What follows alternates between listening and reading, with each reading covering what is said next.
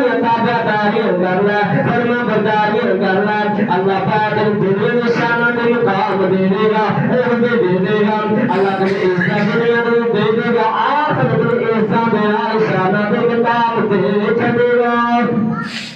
اللہ اکبر اللہ آئے دور کا دے جانا کائنات میں لوگ دنیا جہاد زندگی بسر کرنا آئے سیدنا سیدہ اسماء بنت ابی بکر رضی اللہ عنہا بیان کر دیا میری والدہ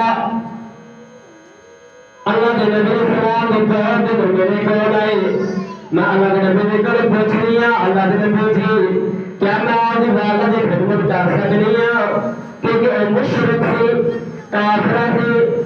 اللہ اکبر اللہ آپ فرماتے ہیں اسماء کہ بڑیاں گلاں کردے پئے ہے تے تیری ماں کوئی نہ ہوئے تے مشرک ہے یہی تے تیری ماں یہ اللہ اکبر اللہ آپ فرماتے جا اپنی ماں کی خدمت کر حضرات سنت خبریں مسلم میں حدیث ہے اور بخاری کے لفظ ہے آپ فرماتے ہیں ماں مشرک ہوئے کافر ہوئے تاکہ ماں کی خدمت کرنی ہے باپ تابعداری کرنی ہے دنیا کے معاملے کے اندر عبادت کا مسئلہ ہے عبادت خالص میرے کرنی ہے اور شرک دیا دعوتیں تے غصہ نہیں کرنا اللہ فرماتے ہیں نماز کو روکن تے غصہ نہیں کرنا دنیا کے معاملے تابعداری کرنی ہے صبر کرنا ہے غصہ نہیں کرنا صبر کر کے آئے گا خالق عبادت میری کر کے آئے گا اللہ فرمانے قیامت والے شانہ دے مقام دے چھٹا گا اللہ اکبر اللہ اگلے مقام دے ستمے نمبر پہ 6 سالے والے